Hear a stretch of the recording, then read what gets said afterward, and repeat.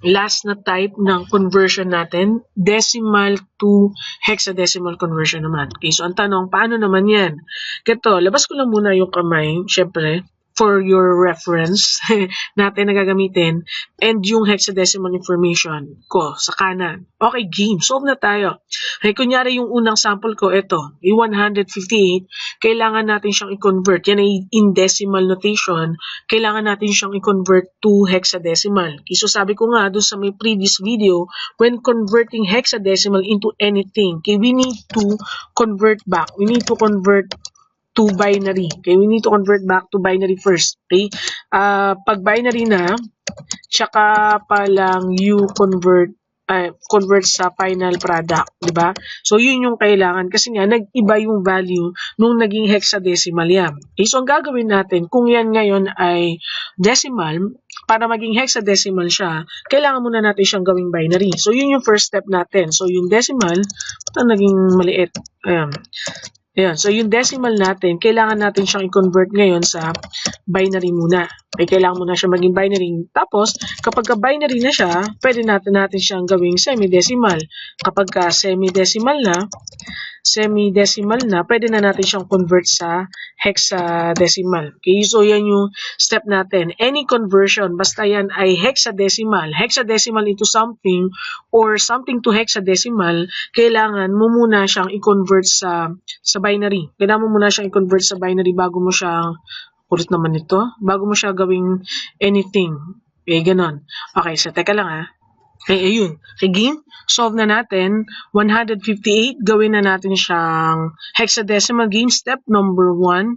Okay, so sabi, from hexadecimal, kailangan muna natin siyang gawing from decimal, kailangan muna natin siyang gawing binary. Okay, so ibig sabihin, decimal to binary tayo. Yes or no? Diba? Yes or no? Game. Step number 1, okay, yung 158 ba? Tanong, yung 158 ba mas mataas sa 128? Yes. Kapag yes, ang value natin, di ba, ay 1. Okay, next. Tapos, ililess mo yung 128 sa 158. Okay, so matitira na lang 30. Next, so sa 30, 64 na tayo. Yung 30 ba, mas mataas sa 64? No. Di ba? Pag no, ang value natin, 0. Next, 32. Yung 30 ba, mas mataas sa 32? No. Okay, pag no, 0 din. Next, 16. Yung 30 ba, mas mataas sa 16? Yes, di ba? Pag yes, ang value natin ay 1. Okay? At kung saan siya nag-1, kailangan nating i-less. 30 minus 16, 14. Next, 8 naman. Okay, ang 14 ba, mas mataas ba yan sa 8? Yes. Pag yes, ang value natin, 1. Okay, at kung saan siya naging mas mataas, i-less mo. 14 minus 8, 7 na lang. O next, 4 naman. Kaya yung 7 ba, mas mataas yun sa 4? Yes. Pag yes, 1. Kaya kung saan siya naging mas mataas, i-less mo. 7 minus 4, 3. Diba? Next, 2 naman. Yung 3 ba, mas mataas sa 2? Yes, di ba? Pag yes, ang value natin, 1. Kaya kung saan siya naging mas mataas, saan tayo nag-yes, i-minus mo. So, natitira na lang 1. Kaya ang last na binary value natin ay 1. Pag equal, yes din yun, di ba? So, yan ay 1. Okay, 1 minus 1, kubos na, 0. Okay, eto na ngayon yung binary natin. Okay, so pwede na tayo dito sa step number 2. Papunta na tayo sa hexadecimal. Diba? Kapag kayong binary, kino-convert natin to semi-decimal, kailangan natin siyang hatiin sa tig-4. Pero ang difference, since tig-4 na yan ng hexadecimal, yung mga value na natin ay 8, 4, 2, 1. Okay, ito, 8421. Basta pag papunta ka na sa hexadecimal, okay, yan yung nagiging value, 8421. Okay? So, ang gagawin natin, i-add up lang natin para maging semi-decimal. 8 plus 1, 9, yung unang 4. Kaya yung susunod na 4, ay, teka lang. Tama ba itong ginawa ko dito? Teka. Para mali yata yung binary ko, no? Di ba? Kasi 14, dapat 8420 yun. Tama? Teka, saan na naman ako nagkamali? Mamaya nagtatatalon ka na naman dyan. Teka, so 14 minus 8, 7. 7 minus 4, 3. Minus, teka lang, ba't ganun? Makamali na naman yung ano ko. 14 minus Tama ba yun? Teka nga, 14 minus 8, 6. Ayun, sabi na nga ba, nagkamali ako dyan somewhere. Teka lang, delete. Teka lang, may mali ako dito sa binary, di ba? 14 minus 8 dapat to ay 6. Ay, mali. 14 minus 8, dapat ito ay 6. Okay, kasi ang 14, ang binary nun ay tatlong 1, tapos isang 0, no? Sorry, tao lang. Baka nagwawala ka na dyan. Okay, maling na naman ako. Teka, so ito 1. Okay, so yun siya. So mali yung conversion ko nito. Malamang napansin niyo kanina, 14 minus 8, 6. 6 minus 4, 2. Minus 2, dapat nag-0 na yan. Diba? Kaya sa 1, 0 tayo. Okay, anyway, mabalik na tayo dito. Minsan nagkakamali din. Again to. Yun nga, kapag binary na siya, i-add up na lang natin. So, ito ay 9, 8 plus 1. Tapos ito, 8 plus 4 plus 2, ito ay 14. Ay semi-decimal na. Next, kung semi-decimal na tayo, step number 3 na. Yung semi-decimal papuntang hexadecimal. Okay? So, ang hexadecimal ng 9, since siya ay single digit lang, ibig sabihin 9 pa rin yun. Okay? Yung 14, since yan ay double digit, ibig sabihin meron siyang letter equivalent dun sa hexadecimal. Okay? At ang hexadecimal ng 14 ay E. So, ibig sabihin, ang 158 ay 9E sa hexadecimal. Okay? O sige, isa pa ulit. Next sample. Game, next sample natin, 202. Convert naman natin siya to hexadecimal. Okay, game, step number 1. Kailangan natin i-convert yung decimal to binary. Diba? Okay, game. So, ano tayo ulit? Okay, yes or no ulit. Okay, so 128 tayo mag-uumpisa. Yung 202 ba mas mataas kaysa sa 128? Yes. Okay? So, ang value natin dyan, yan ay 1. Okay, tapos, i-less natin yung 128. 202 minus 128, ito ay 74. Okay? Next, 64 naman.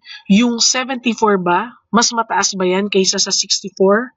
Yes. Diba? Pag yes, ang value natin ay 1. Kung saan siya naging mas mataas, i-less mo, minus 64. So, matitira na lang 10. Next, 32. Yung 10 ba, mas mataas sa 32?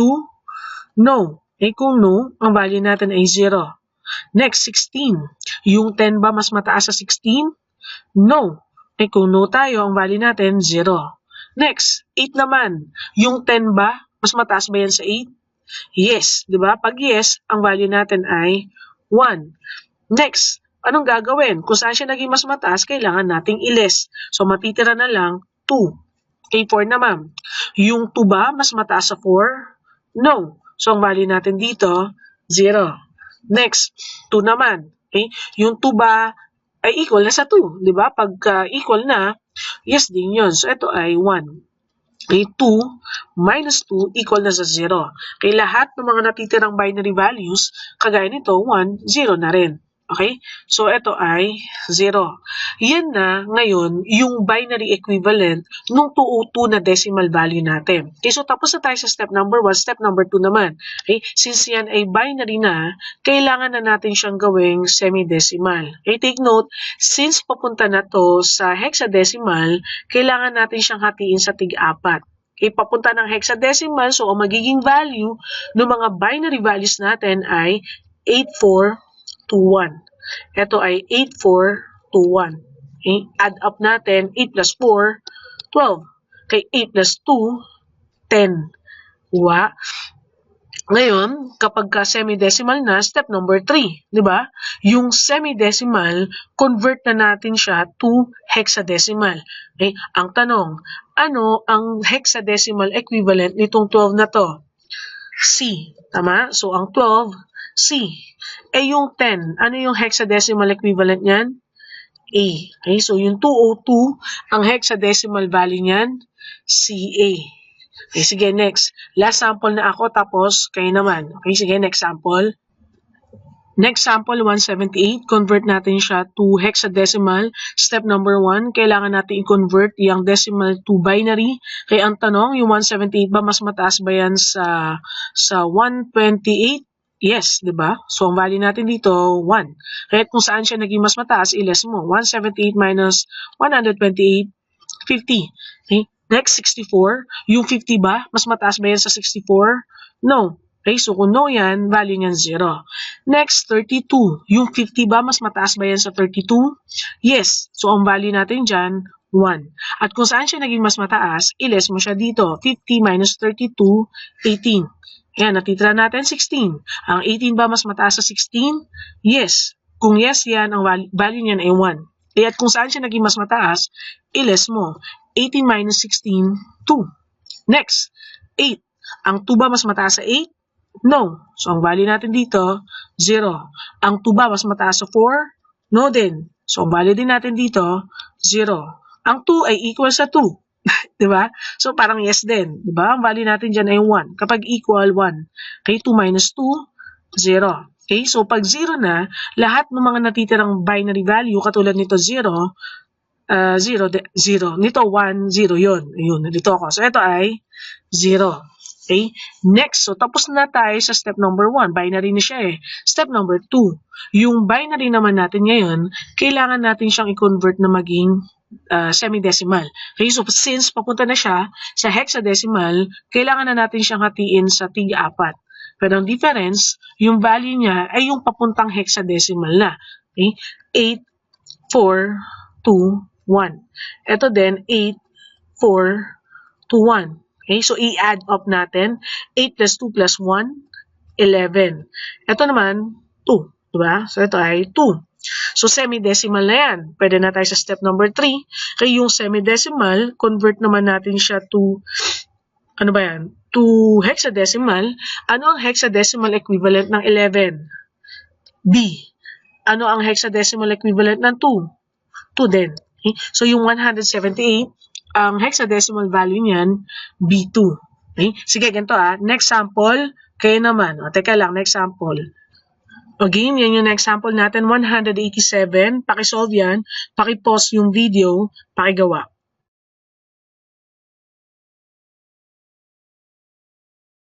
Okay, tapos na. Kung hindi pa, pakipause ulit. Pero kung okay na, solve natin. Again, check natin kung tama yung mga pinaggagawa ninyo.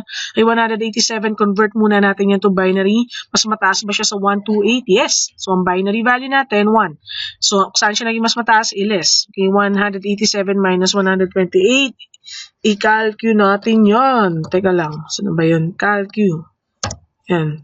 187 minus 128, 59. So, matitira na lang niya 59. Next, sa 64, mas mataas ba yung 59 sa 64? No. Okay, so ang value natin dyan ay 0.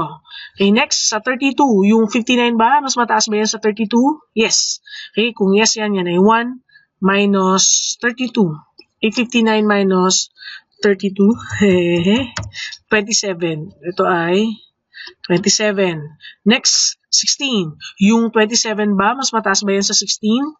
Yes, di ba? Pag yes, ang value natin yan ay 1 minus 16. 27 minus 16, 7, 11. No? 7, 8, 9, 10, 11 nga. Okay. Next, 8 na. Yung 11 ba? Mas mataas ba yan sa 8? Yes. Di ba? Pag yes, ang value natin ay 1. Minus 8, 3. Di ba? Next, yung 4. Yung 3 ba? Mas mataas ba yan sa 4? Yes, diba? Hindi. No, anak mo naman, ma'am. No, sorry No, 0. Next, yung 3 ba mas mataas ba yan sa 2? Yes. Okay, so, ang value natin dito yan ay 1. Next, tas minus 2. Diba? Minus 2, so ito ay 1. Okay? 1 na yung dulo. Equal na. Diba? Pag equal, yes din. So, ito ay 1. Okay? 1 minus 1. Ubos na, 0. Okay? Ito na yung binary value natin. Gagawin na natin siyang hexadecimal. Hatiin natin siya sa tig-4. Okay, so ito 4. Ito 4. Pero ang value niyan ay 8421. 8421. So ito 8 plus 2 plus 1, 11. Ito ay 8 plus 2 plus 1. Uy, 11 din. 11. So 11, 11, yan ay BB Gandang Hari. So yan. So yan ba yung sagot ninyo? Oo. Okay, kung tama ka, di nice. O sige, next sample. Isa pa ulit. Yan, next sample natin, 72. Paki-convert to hexadecimal. Paki-pause yung video, pakigawa.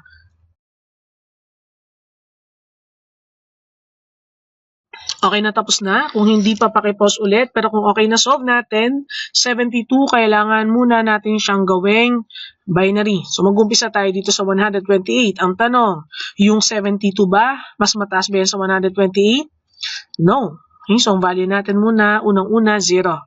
Next, yung 72 ba, mas mataas ba yan sa 64? Yes. Okay, kung yes, ang value natin ay 1. Tapos, i-less mo dito 64. Okay, 6, 7, 8. Nagtira ng 8. Uy, 8. So, ibig sabihin, doon tayo. Ang 8 ay hindi mas mataas sa 32. So, 0. Ang 8 ay hindi mataas sa 16. So, 0 din. Okay, ang 8 ay equal sa 8. So, 1. Diba? Okay, 8 minus 8, 0. Pag 0 na, lahat ng mga natitirang binary values, puro 0 na din. So, meron tayong tatlong natitira. Teka lang ha. Gusto ko lang to. Yun. So, meron pa tayong tatlong natitira. 1, 2, 3. Okay, so ito yung binary value ng 72. Next, convert naman na natin siya papuntang semidesimal. Pero, para magawa natin yun, kailangan muna natin siyang hatiin sa tig-apat. At ang mga values na natin ay 8, 4, 2, 1. Ito ay 8, 4, 2, 1. Ito ay 4, diba? Yan o, 4, saka 8. Tama? So, ano ang hexadecimal value niyan? Ano ang hexadecimal value ng 4? 4 din. And ang 8? 8 din. So, ang hexadecimal ng 72 na decimal, 48. Kuha? Sana yun yung sagot ninyo. Sige, last na sample. Last na. Okay, game. Last na sample. 100. Paki-pause yung video. Paki-solve. Okay, paki-pause yung video. Okay na, tapos na. Kung hindi pa, paki-pause ulit. Pero kung okay na solve natin, check natin yung ginawa ninyo. Game 100. Ang 100 ba ay mas mataas sa 128? No. So, ang value natin dito, 0. Ang 100 ba, mas mataas ba yan sa 64? Yes. Pag yes, 1. Okay, 6. Tapos kung saan siya naging 1, i-less mo, minus 64. Isa natitira natin dito, 36. Next. Ang 36 ba, mas mataas ba yan sa 32? Yes. So, ang value natin dito, 1. Okay, at kung saan ka nag-1, i-less mo. 36 minus 32, 4. Okay? Ang 4 ba mataas sa 16? No. So, ang value natin dyan ay 0. Next, ang 4 ba mas mataas sa 8? No. So, ang value natin dyan ay 0. Ang 4 ay equal sa 4. So, parang yes din yan. Ang value natin ay 1. Kaya kung saan siya nag-1, minus mo. 4 minus 4, 0 na. Okay, pag 0 na, lahat yung mga natitirang binary values, 0 na rin. So, sa 2 and sa 1, 0 tayo. Okay, 0, 0. Okay, binary na. Next, anong pwede natin gawin? Yung binary gagawin na natin semidesimal. Okay, papunta na tayong hexadecimal. Hatiin natin yan sa tig-apat. Pero, ang values nito ay 8, 4, 2, 1. Ito ay 8, 4, 2, 1. Okay? Tapos, convert naman natin na to to semidesimal. 4 plus 2, 6. Tapos, 4. Diba? Yan yung semidesimal value niyan. Pag semidesimal na, gawin na nating hexadecimal. Ano ang hexadecimal value na 6? 6 din. And ang 4? 4 din. Okay, so ang hexadecimal ng 100 ay 64. Okay, so ganito kung gusto mo pa ulit, ganun, kung gusto mo pa ulit ng mga conversions, sample ng conversions, exercises ng conversions, paki-solve yung mga exercises na kasama nitong course natin, yung subnetting course natin. Pero kung okay ka na, next video.